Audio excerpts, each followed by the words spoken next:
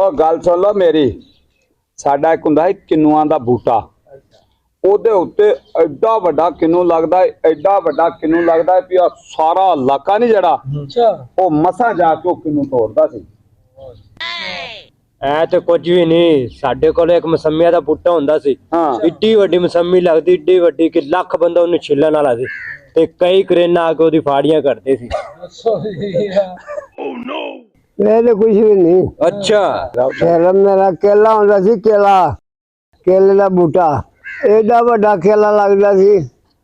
ਪੰਜ ਸੱਤ ਹੈਲੀਕਾਪਟਰ ਆਉਂਦੇ ਸੀ, ਉਹਨੂੰ ਮਸਾਂ ਤੋੜਦੇ ਸੀ।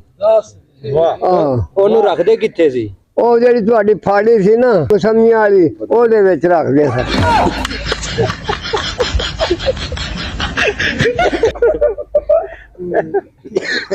ਤੇਰੀ ਵਾਹ ਬਾਬਾ, ਸਹੀ ਗੱਲ।